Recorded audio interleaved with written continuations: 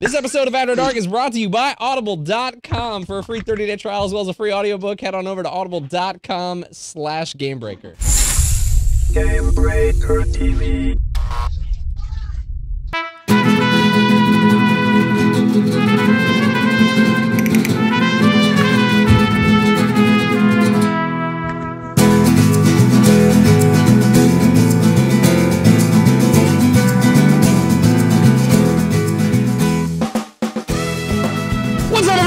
To After Dark, the live call-in show where I forget to reload the music, and this is what we got playing for you guys. So we got a little bit of salsa going on here.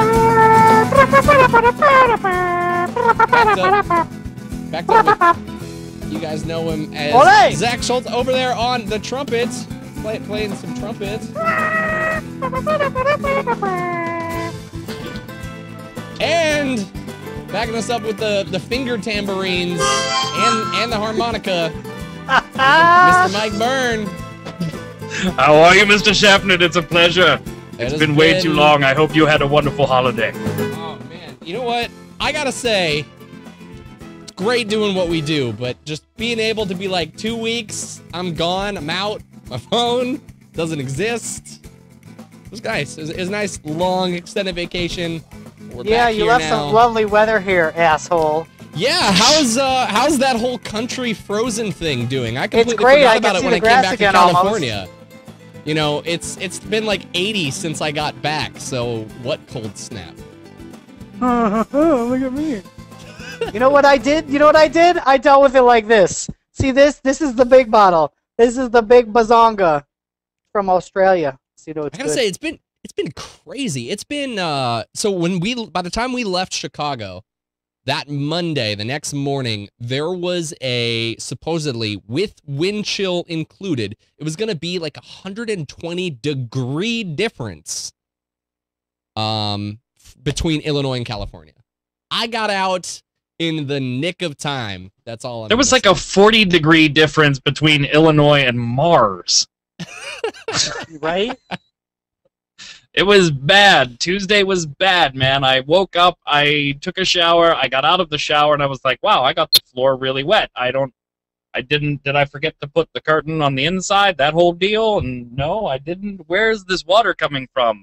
Oh, it's coming from underneath my toilet. Yay! Oh, it was just, flooding, and yes, it was bad.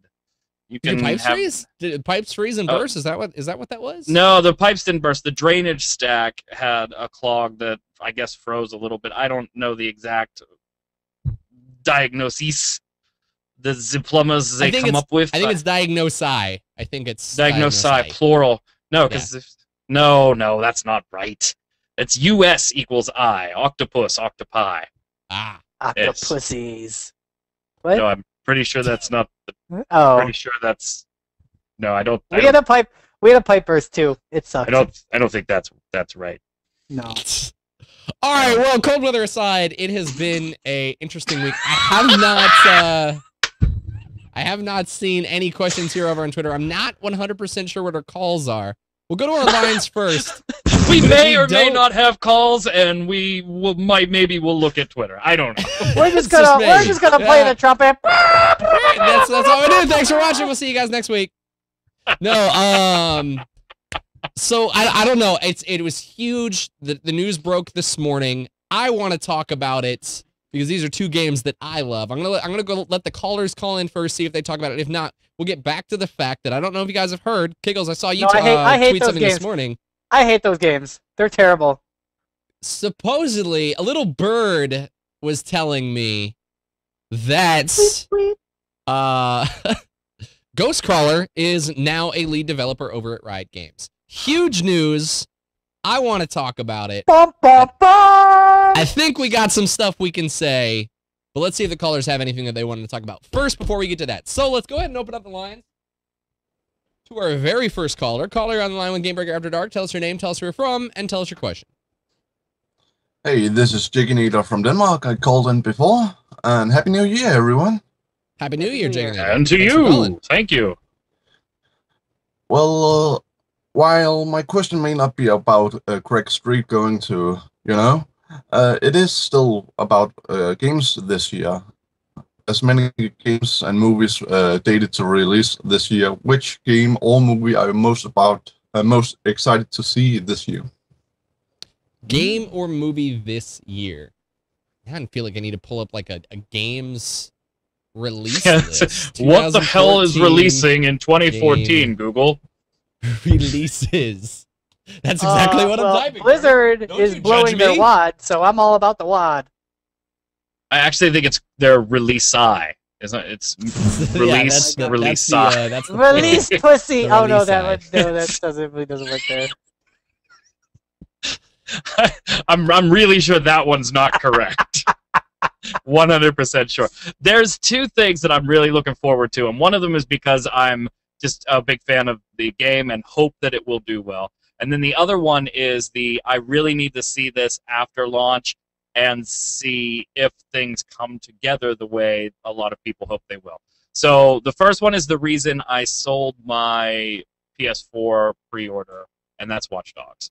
Huge fan. I'm hoping that title comes together. It does scare me a little bit that it was delayed and has been delayed a few times. So there's a little bit of nervous there, but I'm really excited about that. Obviously, being a Final Fantasy guy, Lightning Returns, which is in February, is another one I'll be keeping my eye on. I want to be excited for that, but I'm not super excited for it. I'm just kind of watching it because the whole Lightning storyline is just not my Final Fantasy cup of tea. I think you and I are on the same page with that one. The other one that I'm watching to see, does it do well or is it the train wreck some people think it's going to be is Elder Scrolls Online. Yes.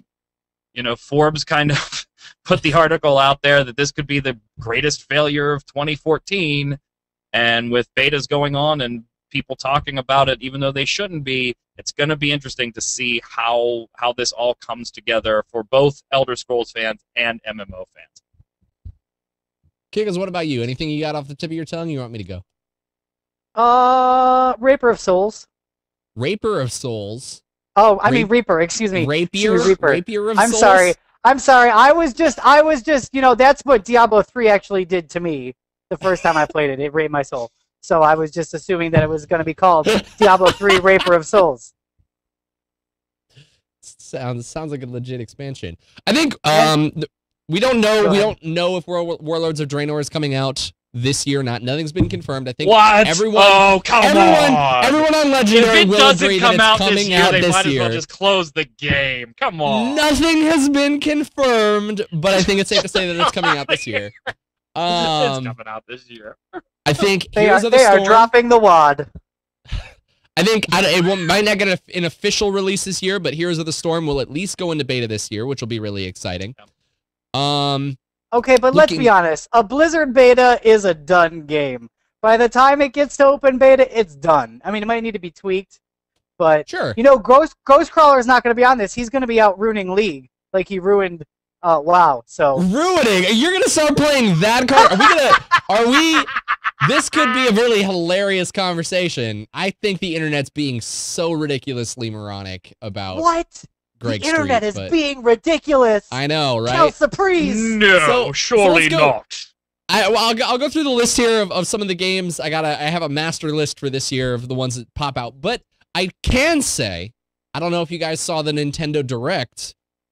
I, of course, being a huge Zelda fanboy, have got to speak on behalf of Hyrule Warriors. Now, I don't think it's going to be the most substance installment in the series. It's Dynasty Warriors meets Legend of Zelda. I get that. But hear me out.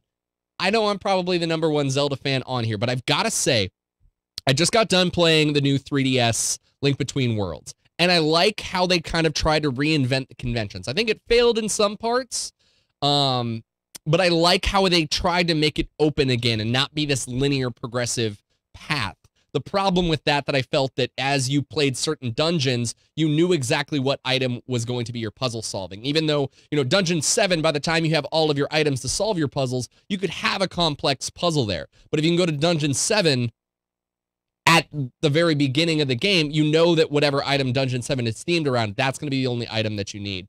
I like what they're doing with the 3DS there at its core. I like what's happening with Hyrule Warriors. I think that they're experimenting with ways to change the Zelda franchise without touching the sacred holy grail of the next generation Zelda that everybody's been waiting for. So they're going to take these conventions that they're experimenting with these offshoot games, and I think that they're going to apply what worked and what didn't work into the next Zelda generation, next gen Wii U edition, whatever you want to call it. So I'm excited for the next Zelda, but there's still no word of if that's coming out this year. Please, they could shit out a Zelda game and everyone give it 5 stars, best Zelda game ever. Woo, woo, Yeah. woo! Because it's awesome and it'll sell a console right here. I'm telling you, Nintendo, just announce it and I'll go out and buy it tomorrow. Let's see here. Anything else that's on this master list? South Park Stick of Truth. That game has been in development for eons.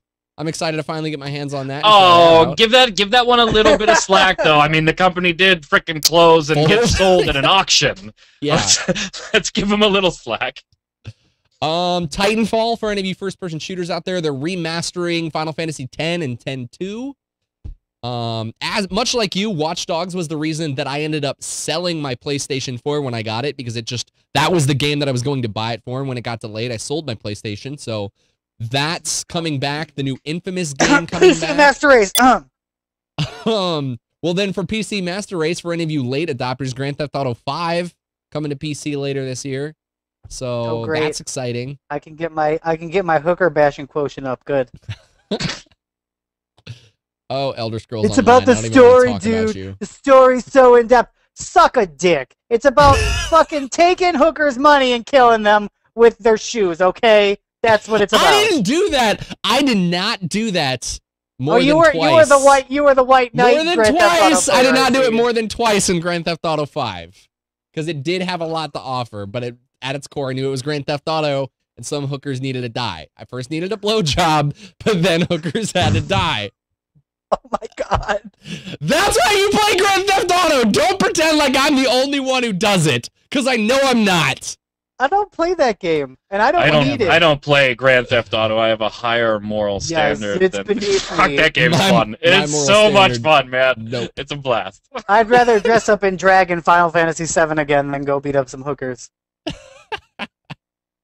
I have no time for new games. I just bought all this shit from Steam, from the winter sale. I literally bought 15 games, and I'm never going to get through them all. Ooh, so I don't have any time for new games. Are you guys excited about the new Super Smash Brothers at all? I came across that one. No, but Mega Man. I kind of stopped with the last one. It was okay.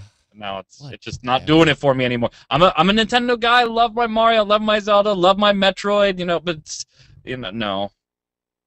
Just give me a 2D Metroid, please. All right, let's go ahead and throw it over to a Twitter question, get another caller on the line. But while we do that, we'll take this over to, our caller who just called. Jake and Nader wanted to ask, is there going to be an After Dark this week? The answer is yes. Nope. We're thinking about it. Technically, the answer is no, because he tweeted this last week. But we're just gonna pretend like this is relevant to this day. Moving on here, though, Miguel Devora asked us, what do you guys think needs more innovating here? Games, mechanics, features, or game interactivity? VR, Oculus Rift. Jesus, God, please. I get the whole hype around the Oculus Rift. I get the people are loving it. I don't want that to be the next wave of the future. I don't want to have to move around. No one wanted to play the Wii as much as what we had to. The only excuse was when you were playing against grandma and bowling and you wanted to yell at her. Well, we saw the story on the Omni too, right? The accessory that's going to be sold by another company to be used in conjunction with the Oculus Rift, and that didn't do so well on Shark Tank. That didn't do too well on that show. Yeah, it was like the big roller shoe treadmill-y thing to go with it. I would like to say that it would be the interactivity. It would be nice to see how far we can really take that. But from a consumer standpoint, from a game dork, I would love to be as immersed in anything as I can, just from a techie perspective, right? How But you far can don't we push the tech? You don't. But you don't from a physically gamer wanna be doing perspective, I don't want to sit there. I don't want to spend thousands of dollars on glasses and ski stuff and belts and things that'll tweak my nipples for me. I don't need all of that stuff. I don't want to spend all that. I want to be immersed in a good game, and if that's on a screen from a PC or on a console or on a 3DS, I want the game to evolve before my interactivity does. I think there's a cap on how far you can take the interactivity piece before it hits that uncanny valley type deal where this is a little too much. I don't want to do this anymore. We're going full circle. Let me tweet these though. I'm waiting for that. I'm waiting for that direct neural interface where they just give me a brain probe and I'm hallucinating my games. Well, I mean, that's I think what people. That's what a lot of anime fans want to see, but some people say Sword Art Online. Like Demolition Man when they have sex hack. with the helmets, right? Like, I mean, I think that it could be a completely different. It would be a completely different story for me, in terms of like I don't want it to be the case. If I could lay in bed and log into a game and have my mind just take over while I'm laying there, sure. Like that's creating a virtual world where you can be Superman. I mean, think of the type of games that would be created in that sense. But you can be fully immersed in your hooker. Type? There's only one type of game you create for that situation. You can be fully immersed in your hooker blowjob. And there's already companies that are messing with it. We've already seen them come out with the Oculus Rift and say, you know what, we should probably try doing some adult stuff. We're seeing that already. And yeah, I know, chat, the Oculus Rift is forecasted to be like a $300 to a $500 peripheral. But I'm talking about if you take that next step and you buy the Omni for $500 to get that next level of interactivity. Now you're up to $800 to $1,000. Now what do you need? Those nipple clamps. Those are an extra $200 or $100 if you're just into one nipple type thing. I don't, you know, to each his own. You do what you want. But yeah, come on, Shafted. There's only one type of game that Shafted's going to buy so that he can lay in bed with his glasses on. All right. No, I'm looking for the video. I'm looking for it. I watched something over the weekend. Okay, well, while you're looking for it, I'm going to answer the question. I get all the techie, like all the interface stuff and being fully immersed and all that stuff, and that's great. But if it's a shitty game, you're going to be immersed in a shitty game. So what needs to happen is it needs to be a good game, and I can forgive a certain amount of of rerun by game systems if it looks good, if the story's good, and if it plays moderately well. That's fine. That's all I need. That's all I need. Like I was playing Evoland. It's not. I mean, I think it's really an amazing game, and it's not. You go from, black and white 2D to, all these. I don't think that there needs to be we don't need to reinvent the wheel here. It just needs to be good. And that's my answer. I'm sticking speaking to of reinventing the wheel, peripherals like the Oculus Rift need to come. No, they've already appeared. This is I found this over Gaijin Goomba. Oh my God, what is she doing?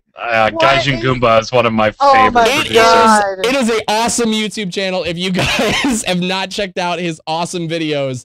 But it's a peripheral that exists for dating sims. They're already playing around with it, so don't pretend like it's not out there. Gaijin Goomba, yeah, you've seen the proctology one, right? Where it's just a bent over ass, and they practice with that in the monitor. It already exists, man. It's crazy. It's gonna be an automated flesh jack. Great, wonderful. Grand Theft Auto hookers just got a lot more attractive. A lot more attractive. They are some hot digital bitches. Yeah, those. Kiggles, can when you break Kiggles, you know you crossed the line. All right, let's go ahead and open up. Let's open up the line, take another caller, and see what else we can get on to talk about. Caller on the line with GameBreaker After Dark. Tell us your name, tell us where you're from, and tell us your question. Hi, this is Nick. I'm from Metro Detroit, and ChefNet, I'm here to save the day. You want to talk about Ghostcrawler? Let's talk about him. Let's do it. I'll keep you on the line. We can talk about this all day. So here's the question. He's working for Riot, right? I don't think he's working on League of Legends. What is he working on? See, and that's something that I raised even in the article that I posted this morning. Just because he's working for Riot Games does not mean he's working on League of Legends. Yes, yeah, League of Legends is the only thing. League is Riot. League is Riot. Oh. Now, that being said, though, I do want to point out that, let me pull up another site because they had some information that came from them where they were talking about how he was going to help alleviate some of the stress from Morello. So, settled the same as Morello. This is actually a quote. It's not from Morello, but they say, "Nah, League is a huge game and there's a lot to do. Ghostcrawler's actually some much needed help on the leadership side." And they go on to talk about that. I encourage you to, I'll link that in chat here when I can. So he's gonna do what he did at WoW. He's gonna stand directly in front of the bus and just get run over and over and over and over. Because it's all his fault. He's the only developer. Now, Yeah, I want to. Yeah, that was the best part of this. The story went up, and I was like, "Oh, that's interesting. Let me take a look." And I was like, "Whoa, holy!" First off, I was like, "The fuck, Shaftnet wrote something? What? Yeah, right? What? Right? This has a byline that says Shaftnet? What?" Then once I got past the byline and I read it, I was like, "This is really interesting. You know, maybe he's working on something else because it'd be a little bit weird to go right from Heroes being on the verge of release into League. That'd be kind of wow. That's a coup right there." But so maybe he's working on something else. It's a really cool story and everything. And you go to the comments and it's just good. Now he can ruin League of Legends like he ruined World of Warcraft over and over and over again.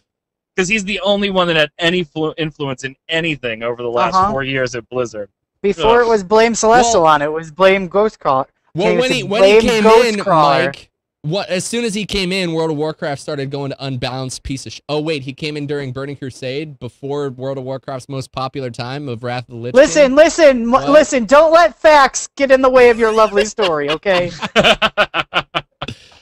This is diverting from the question, and I just hate it. I think the internet's being stupid. First off, Greg Street, great guy, down to earth, and think about the fact it's a benefit. This is the other thing I think is stupid. We have World of Warcraft people complaining that he's just gonna go ruin League of Legends. It's like, good, he's not on your game, so let it go. And also the fact that he's a really good communicator. He was a kind of the face of the people outside of Bashiok and Zarim. Yep.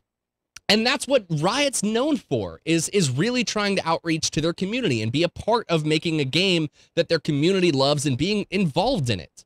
So it's a great Except place. for when you don't turn But why on earth would you go from there? Go for it. Oh, maybe we lost him. He's not muted. I promise I didn't mute him.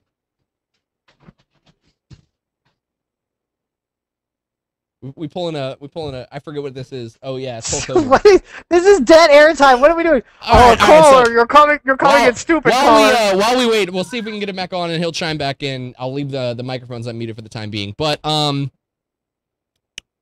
I mean, okay, so we're kind of all. You there? Hello? No? Oh, I'm losing you guys. I'm losing you. All right, go ahead. What was your point though? I think we got you back now. Yeah, but here's the thing. Why would you go from that job, which is you're already getting pooped on, to a job where you're going to get pooped on stronger? That's why I think he's working on something else. He may be working, he might be helping, but he's got to be working on something else. I think that definitely Riot could benefit from taking his expertise and applying it to multiple games. When you get it, I think when you get, this could sound really ignorant. I don't know much of how the gaming. Bern has all the reasons right there in his hand. It's all about the Benjamins, baby. Yeah. Okay. Basically, I mean, the move, when you boil it down to it, is you move from a company that has Tencent owning very, very small parts of, to a company that Tencent owns a very, very big part of. That money. That money. You don't think it all, I mean, I believe you. I don't want to say it has to. I don't want to say it only has to do with money. But he's like, I'm going to play devil's advocate. No, I'm not. I tried to think of every angle that I could, but I guarantee you, and especially for Riot to be able to take a lead developer like that, it had to be a substantial offer that he just absolutely couldn't say no to. And what was his? Ready to move on. And believe me, I'm not blaming the guy. I make the same move in his situation. Blizzard's a great company to work for, and I'm sure that Riot's a great company to work for, and it's right in his ballpark. So I'm not blaming him for taking more money or casting a shadow on it. Go for it. If they offered him more money, which I'm only guessing that they did, to steal him away from Blizzard, that's a pretty big steal. More power to him and his family. He's doing something he likes with a company that has a good reputation. I just found it funny that 95% of the comments were either he's going to ruin League, or and then the other portion of the comments were people saying, "Isn't League already ruined?" So it's just great comments back and forth. And then there were like 5 or 10 comments that were really well thought out, discussion points. But I love whatever the well thought out posts. Yeah, those Scott totally Knox get ignored. Whatever. That's that's for people to troll on. Come on now. He's in the comment section where people troll. That's what I do. So what do you guys think? Let's even kind of bring this back around to the caller's question. We don't think that he's a part of anything more than League of Legends at this current time, but Riot has been very open and vocal about the fact that they have multiple projects going on. We've seen assets leaked from, I think it was Supremacy, which was a card game that they were trying out at. So to think that he maybe he's in a leadership role. Is he only taking a leadership role of League of Legends? Maybe not. Maybe he's going to become privy to some of those super secret information, or super secret projects, and maybe they have a little bit. I don't see there's no way they could make a Riot Games MMO. So I don't think that's off the table, I would think. Yeah, they can. It's just going to be all girls with giant tits. That's what it's going to be. Why? Serious question though, Chef. Why is that off the table? Because the way, at least the way League works, you have champions that you're assuming the role of. You're not playing an ambiguous character that you're building your lore around. You've built the lore around. When you play World of Warcraft, you're not playing as Uther or Arthas, or you're doing that in Heroes, but you're not doing that in World of Warcraft. And you can't build your character in an MMO the same way that you have a champion that you're playing in a MOBA. Okay, fair enough. So then maybe it was just the sentence didn't come out right, because you said they couldn't be doing a Riot MMO, and it sounds like what you meant was they can't be doing a League MMO. Yes. Right? Okay, then I agree with you there, but I wouldn't discount MMO of another variety off the table. There's too many big MMO players that have hands in Riot for them to not have at least considered branching off into other things, and an MMO makes perfect sense to pick up Ghostcrawler for, right? Do you think that it would be possible for a game for a company that's established so well? And don't get me wrong, I acknowledge the fact that Blizzard has created 3 games that aren't linked together and has done just fine. But do you guys think that after the 4 or 5 successful years that Riot has built their brand, that if they were to announce a MMO tomorrow, it would be positively received, and people would at least give it a try? We'll disregard if it's good or not. Would people jump in and try? Yeah, 100%. Yes. Caller, and I'm not totally ruling out a League of Legends MMO. It's going to be taken well. I mean, look at the MMOs right now. If you look at, say, like WildStar or ESO, those are like really complicated. What League did is it took Dota and made it simpler. So if you made an easier to play MMO, I think you're going to get a lot of people playing it. Easier in game design or easier in terms of how easy it is to play? Because I think a lot of people would argue that World of Warcraft is already really easy. No, I think that you can actually make it even simpler than World of Warcraft. I mean, even in World of Warcraft, you've got, 3 bars of abilities? Do you even use 3 bars of abilities? They're there. Still haven't shrunk that down. I think you can shrink it down and even make it even simpler. And you make it free to play, like they've been really successful so far. And I think they're gonna make it an success. So we got a firm believer. MMO in the works is kind of what you're saying. Maybe that's what Ghostcrawler was doing there. I think that obviously he's going to get in and get started with League. That's what all the clues are pointing to. But potentially, I think there's some shoestrings there that could lead into what you guys are saying. And I agree with you that League of Legends is probably hard to make into an MMO, and most likely would not be that IP, but I'm not taking that entirely off the table either. Simply because we saw World of Warcraft come out based on very heavy pre-existing lore already, and there's plot lore characters and things in like League that. of Legends. No, I'm not saying there's not. I'm saying that they could use that lore to stem off into other areas like they did with Warcraft 3 into World of Warcraft. Right. It's unlikely that they would do that because there's so many champions, and how would we do that? But I'm not taking it off the table. It's certainly something that people would jump into. I'd jump into it. And I'm not a League of Legends fan, and I would jump into it. Kills, what do you think about this, though? We had this discussion before BlizzCon where we talked about how intricate and tough the design of League of Legends is. Would would a simpler game, a simpler MMO designed by Riot forsake the hardcore? Some will argue hardcore, some will argue casual, whichever way you want to take this. Would their direction with how hardcore you consider League of Legends to be fit within the MMO market, or is it too hardcore? Because I, for one, think that there is a lot. I mean, it's not a Dota, but I think that by comparison to Heroes of the Storm, it's pretty difficult. There's a lot of intricacies to League of Legends. You can know the game, but knowing the game and being really good and being the best at the game, two completely different levels. Mm-hmm. Do I think that a simpler MMO would be... I'm sorry, and your question was? I was just basically getting at the fact that, you know, obviously, where do you think it is? Does it fit with their crowd?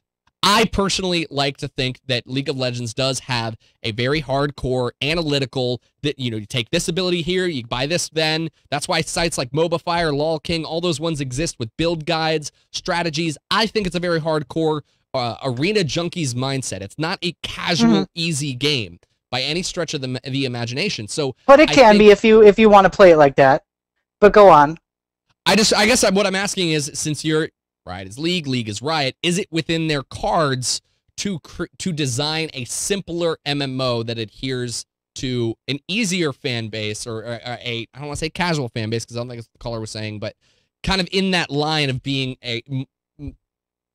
easier than World of Warcraft, less than 3 bars, etc., etc. I don't know. I mean, they could do it, but is that what... I don't know. I honestly don't know the answer to that question. No, I don't. I mean, they could. Yes, they could if they wanted to. And the thing is, they would have to... I don't know the answer to that question. I can't bullshit this. They could. The answer is yes. All right, they could if they wanted to.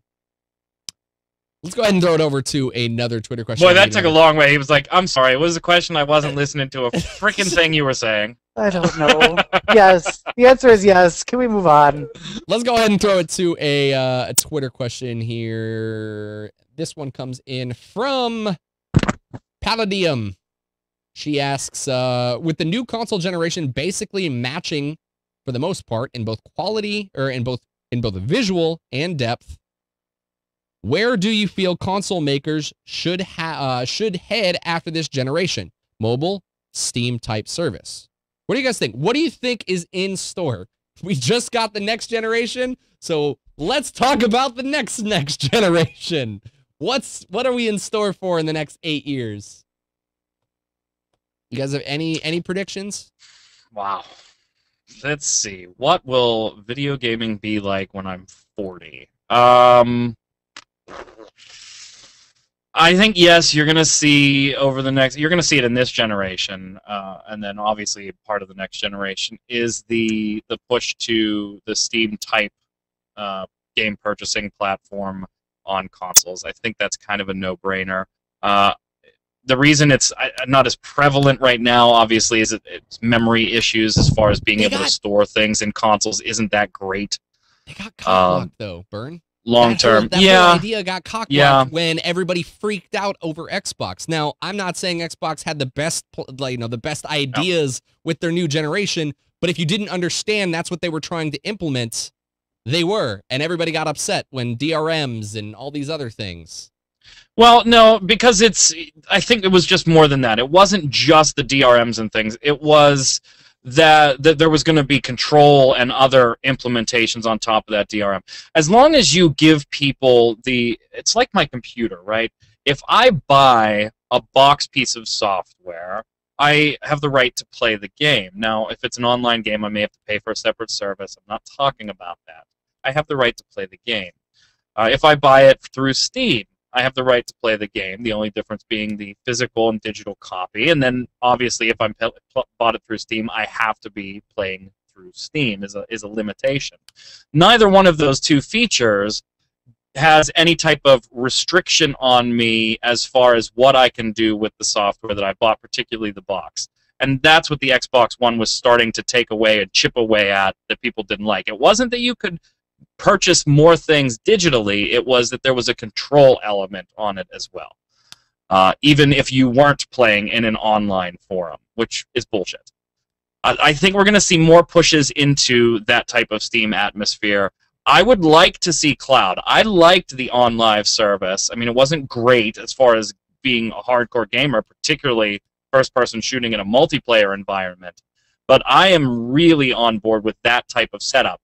However, that also means that we will likely see a huge push into these stupid Candy Crush type games because everything becomes infinitely cheaper to produce over a DRM or a cloud platform as well. That's the downside. Can I just say, compounding on what you're talking about, I hope that we do see an online digital distribution service that's so good that nothing against GameStop, nothing against any employee out there who has a job at GameStop, but that it potentially puts GameStop the same way Blockbuster lost its business. GameStop gets put out of business because of the easier convenience. I think that there's something to be said for the ability to purchase your game on your console. I don't have to leave my house. I can purchase it on my console right then and there. But additionally, because we already kind of have that, but additionally, I have the freedom, and this was a big problem that Xbox had, as you said, I couldn't sell it to you, Burn, or I couldn't sell it to Kiggles, or you know, if I had an account where the thing was purchased and my girlfriend logged onto her account and she didn't have the game purchased, she couldn't play the game on her account. There were a whole bunch of problems. But I think that if they could offer a sellback service that rivaled the amount of money that you're going to get back from GameStop, people would stop selling their games back to GameStop. And then on top of that, I think you're going to see that this year, by the way. In the United States, at least. There's already legislation in Europe that gives consumers more rights with Steam software than we have here in the US. But I think you're going to see that by the end of 2014 with Steam, at least. I hope we do. I think that it allows for the freedom to we get screwed. I loved how ironic it was. I was pretty sure it was a GameFly. It was GameFly commercials where they you buy a game, you literally he purchases, he's like, "Oh, I need to sell this back." And they're like, "Oh yeah, it's going to be $13." Like, "What? $13 this is a brand new game. Like, are you kidding me?" Right.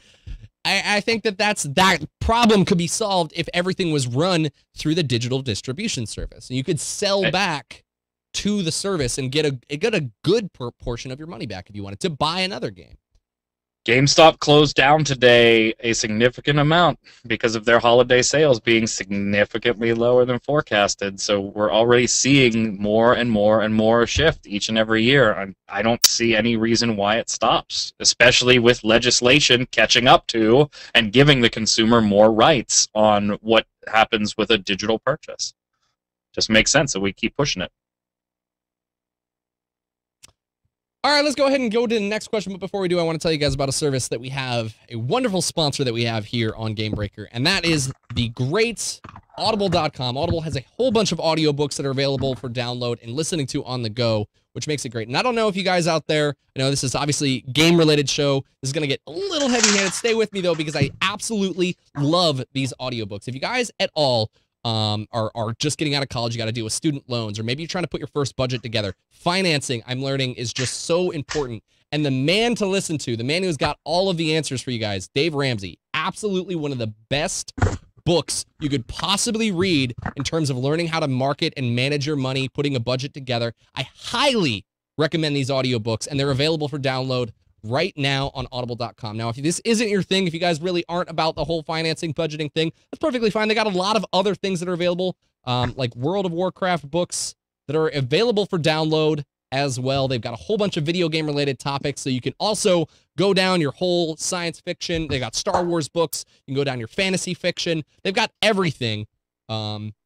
But I personally right now am enjoying me some Dave Ramsey. So guys, if you have not checked out audible.com, you can do so by heading over to audible.com/GameBreaker. And if you do that, you'll get hooked up with a free 30-day trial so that you can download the books that you want. But you'll also get a free audiobook so you can get any one of the ones that I've shown you today or any one of the other ones that you find that are available right now. So head on over audible.com/GameBreaker. Let's go ahead and throw it over to another Twitter question and get just one more person on the line here.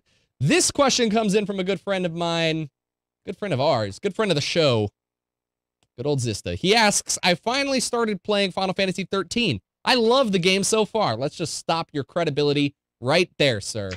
How dare you love that game? I heard a lot of people hated it. What are your opinions?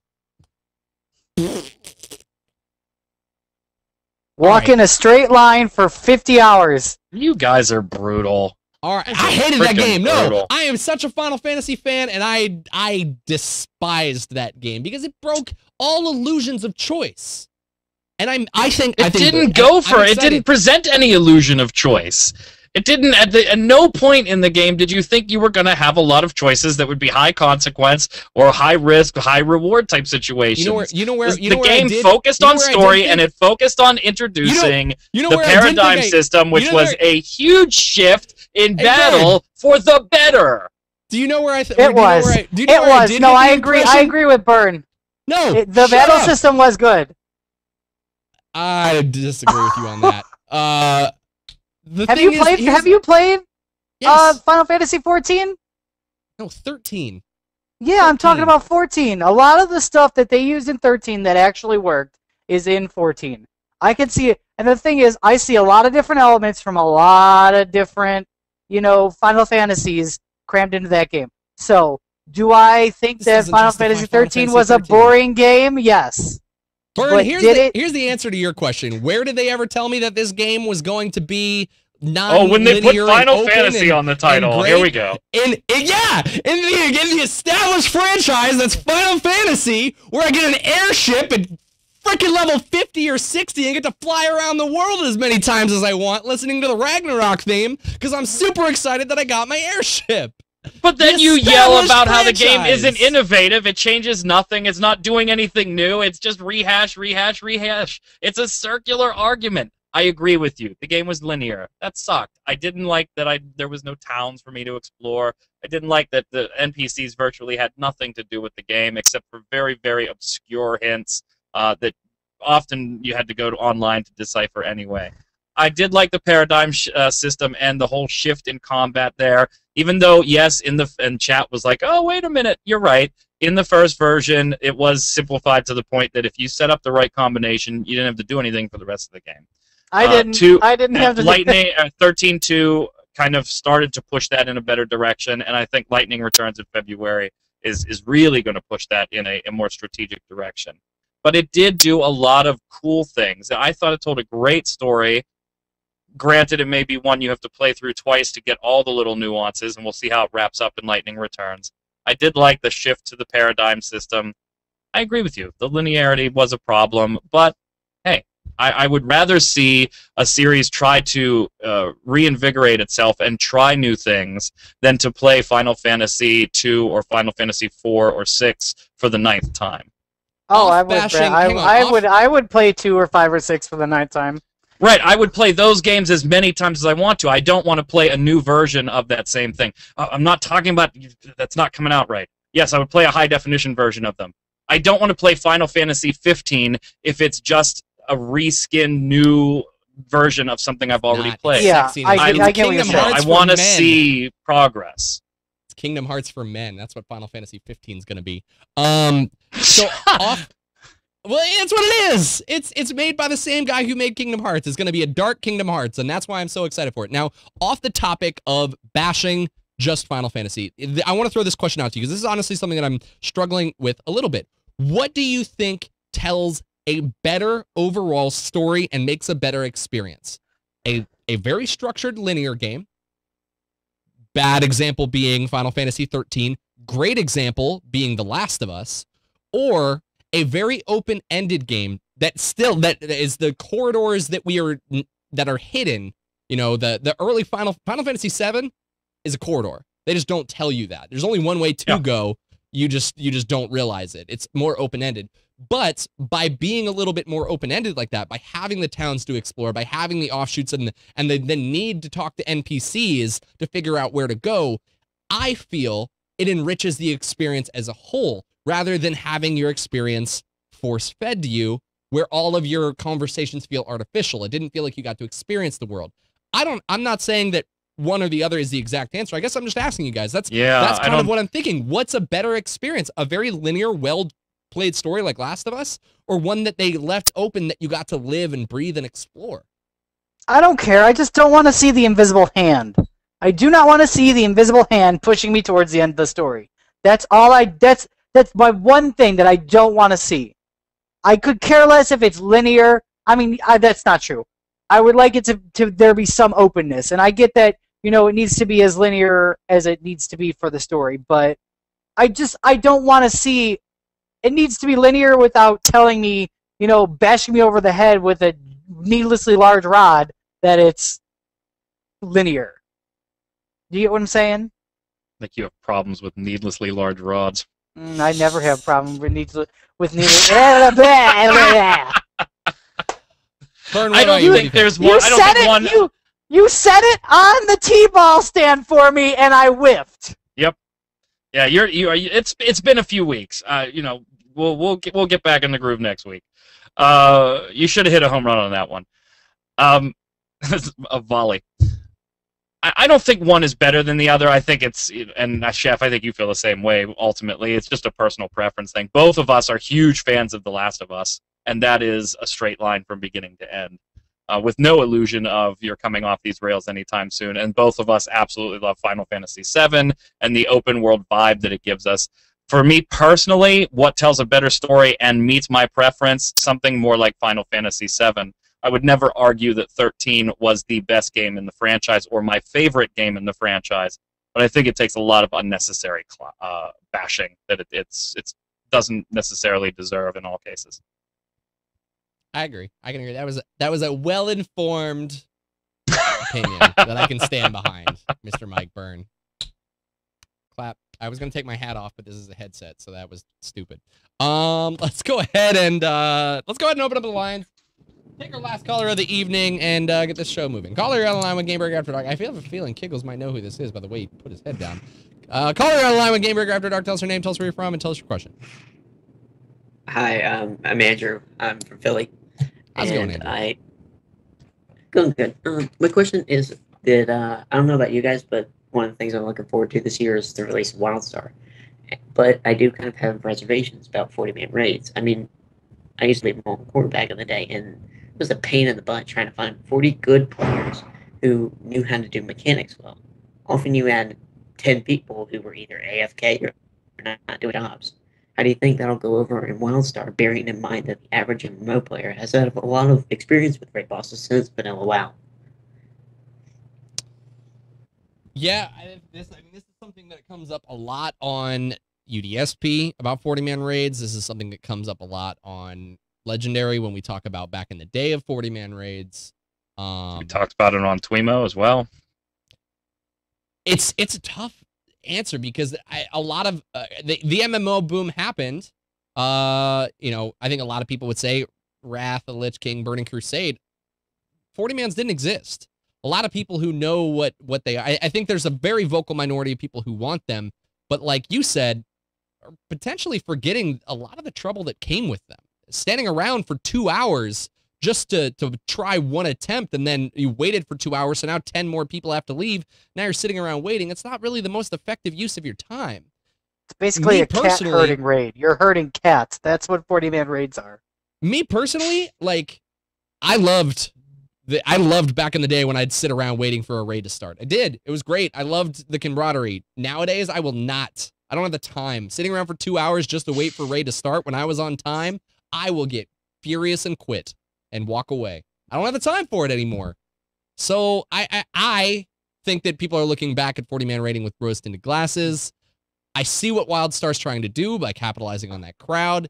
I don't think it's going to work. And I've talked to someone, he keeps kind of talking to me on Skype. He's one of the members of Blood Legion, and he's got some friends in there that talk about the idea of 40-man rating, and they don't want it. So if the hardcore raiders don't want it, who is it for? Nothing. And that's exactly why WildStar is going to be.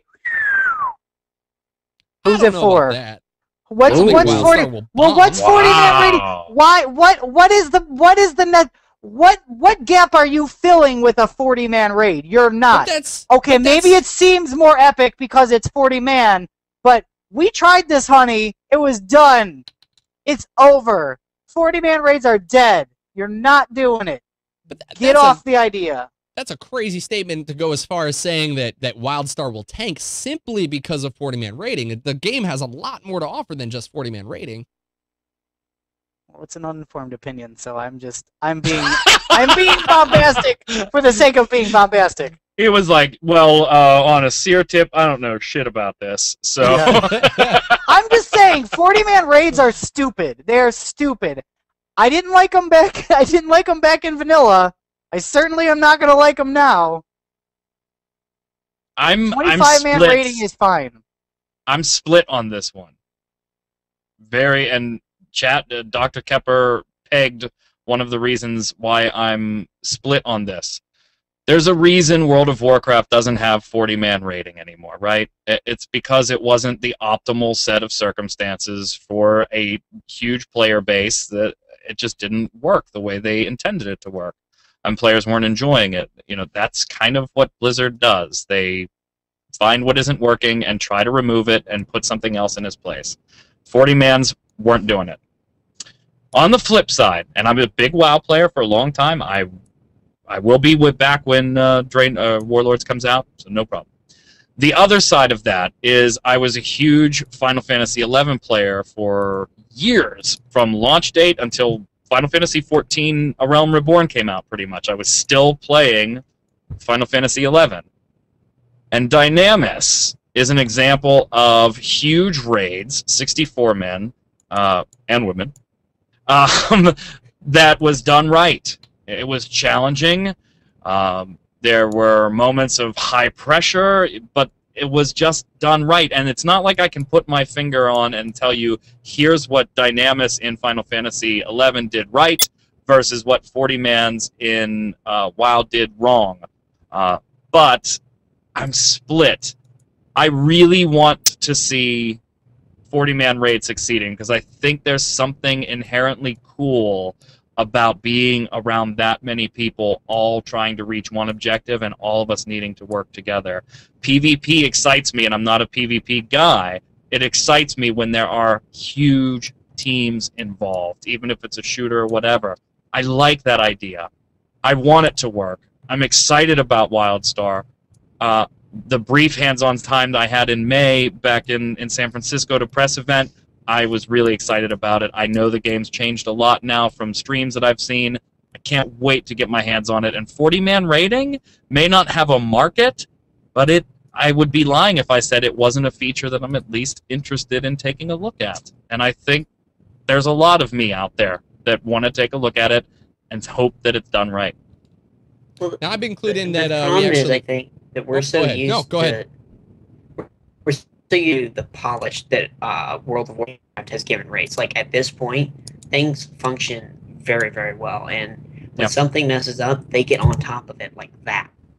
Yeah. Like, you know, be it nerfing certain bosses mechanics into the ground or, you know, blanket nerfs. But, like, they see the problem and they fix it really.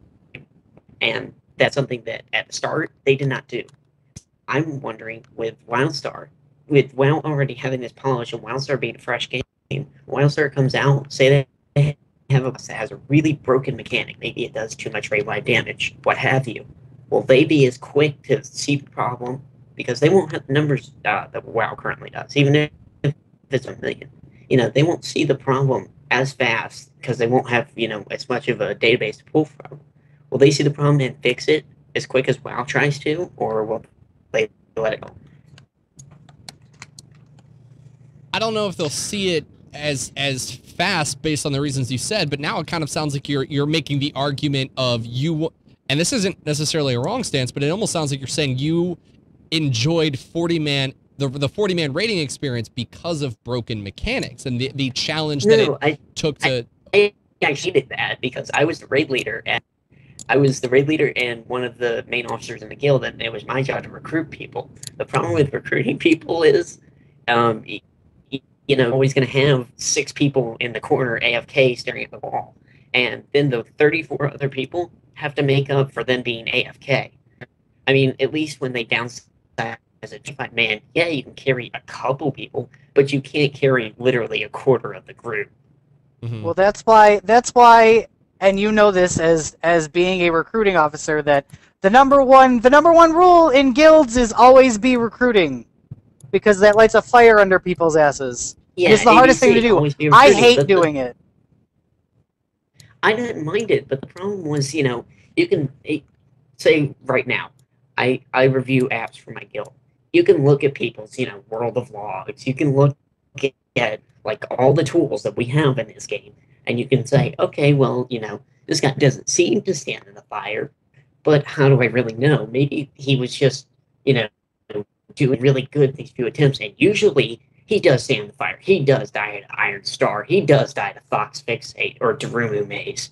Like, those are really specific examples, but they're mechanics that, even though they've been out for, Fox Fixate has only been out for a few months, but even though, like, Darumu Maze has been out for like a year, and people run their 6, 7, 8 ults, people still die to that. And it's as simple as don't stand in the blanking thing on the ground. It's not that hard.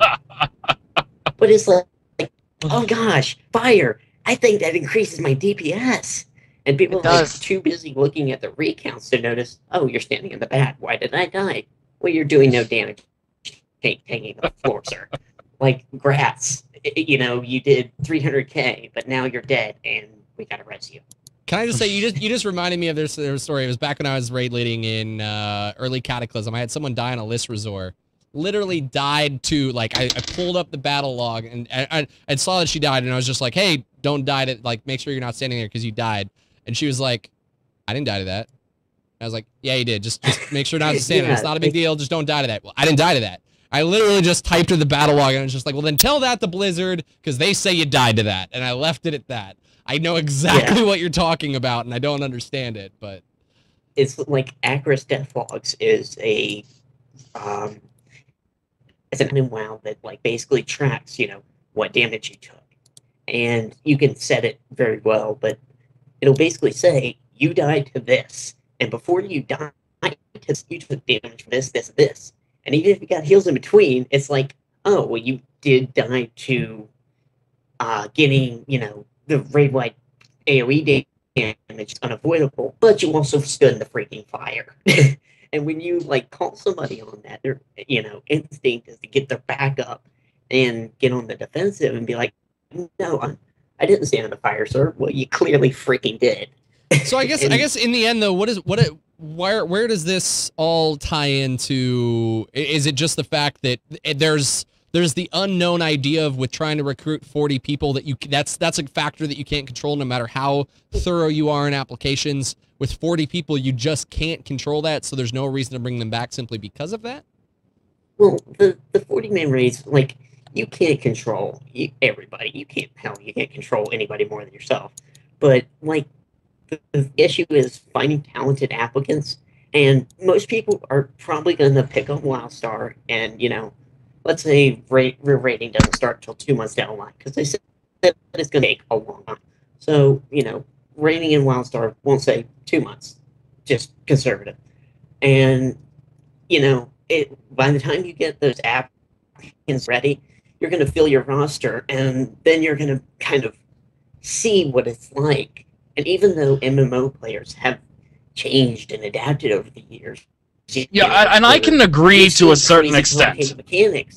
We're just not gonna. We're gonna look at it. We're gonna be like, okay, this does not have the polish of these other games that have already been out. In all fairness, it can't because it's a new game, and people are going to drop it. They're going to be like, "Oh, this is fun, but it's not WoW rating." And even though I prefer playing WoW, hold on. Let me stop you right there, just for a second. Yeah, I mean, you make really good points, and I agree with many of them. Guild recruiting specifically, but also keep in mind that WildStar's playing this game a bit differently than Blizzard did on launch day. We are going to have access to the API and add-ons and all kinds of things like that to help manage larger groups from day one. There are already people building add-ons, and the game is still in beta. And the game developers are encouraging people to do that. So we're going to have access to a much broader tool base. We're going to have access to, or at least the Carbine will, more information and better gathered information as far as boss mechanics to make quick adjustments on the fly. Also, they've talked about their integration, their architecture, being able to be adjusted on the fly in real time, i.e. you have a zone, it's hit by a meteor, it opens up a whole new zone without having to take servers down. So mechanics can be changed and are molding to the types of groups you have. So there's a lot of pros and cons that are being added here that weren't necessarily in the beginning. To clear one thing up, I'm taking a little bit of flack in chat, maybe deservedly, maybe I worded it incorrectly, saying that WoW got rid of 40-man rating because it was bad. That was not my intent to say that it was bad. For those of us that did it, we loved it. It was great. There just weren't enough of us. And it leads to wasted development time. That's why it's taken out. There you go. Mike Byrne, you can follow him right down there at Magic Man 1. Magic with a K. 2 M's on the M, on the man, and a 1 at the end. You can catch him all over here. Oh. On GameBreaker TV. XIV Reborn. Byrne, I got a feeling we're going to see a lot of you around GameBreaker TV. Quite often, if I do say so myself. So be sure to follow him right down there. Keep an eye out for Mike Byrne. And you guys can follow Zach Schultz right there at the Zach Schultz. Tilt it farther. Maybe there's a hidden gold mine drop there. Yep. Be sure to follow the Zach Schultz to catch all of his drunken tweets that are going to be coming out tonight, because you know that bottle is empty. They're going to be happening. And you guys can follow me right down here at Mike Schaffner. Thank you guys so much for watching. If you guys have not you guys have not caught my League of Legends channel. What's the plural on that? Weekly recaps of League of Legends news. Be sure to check that over at youtube.com/AllNationTV. As well as be sure to follow us over at GameBreaker TV for all of your MMO-related news. Thank you guys so much for watching. This is After Dark. The show could not be done without you. Each and every one of you callers, we appreciate it very much for calling in. So thank you guys. The show couldn't be done without you. So keep watching every Tuesday at 6 p.m. PST. We'll see you guys next week.